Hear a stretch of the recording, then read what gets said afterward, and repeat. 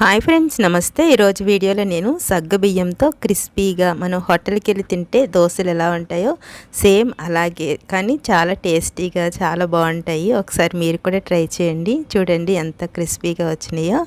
అలాగే ఇది మనం చేసుకోవడానికి 1 కప్పు సగ్గుబియ్యం తీసుకున్నాను. ఇవి పెద్ద సగ్గుబియ్యమే. చూడండి, ఇవి కొన్ని చిన్నగా కూడా ఉంటాయి కదా, వీటిని 1 కప్పు తీసుకోండి.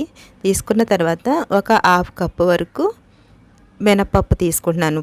సాయి మినపప్పు వేసుకుంటున్నాను. వేసుకున్న తర్వాత దీన్ని ఒక 2-3 సార్లు కడుక్కోండి. ఎందుకంటే దీంట్లో మనము మంచినీళ్ళు వేసి నానబెడతాము.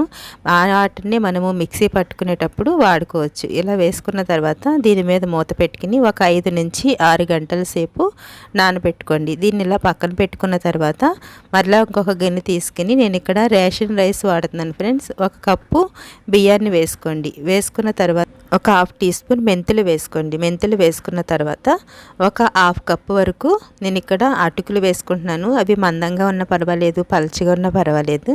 దీన్ని కూడా ఒక 2 నుంచి 3 సార్లు మంచిగా వాష్ చేసుకోండి. వాష్ చేసుకున్న తర్వాత ఇప్పుడు దీంట్లో వాటర్ వేసుకుని, మంచినీళ్ళు వేసుకుని మూత పెట్టుకుని దీన్ని కూడా ఒక 5 నుంచి 6 గంటల వరకు ఇలాగ నానబెట్టుకోండి. నానబెట్టిన తర్వాత చూడండి, ఇప్పుడు 5 గంటల తర్వాత సగ్గుబియ్యం అలాగే మినపప్పు మంచిగా నానిపోయినాయి. చూడండి, ఇలాగా నానిపోవాలి. నానిన తర్వాత వాటిని కూడా ఒకసారి చూద్దాము.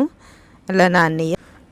ఇవి కూడా చక్కగా నానిపోయినాయి. మెంతులు కూడా మంచిగా నానినాయి ఫ్రెండ్స్. ఇప్పుడు వీటిని మనం మిక్సీ జార్లో కొంచెం కొంచెం వేసుకుంటూ, ఈ వాటరే వాడుకోండి, వేసుకుంటూ మెత్తని పేస్ట్ లాగా మిక్సీ పట్టుకోవాలి.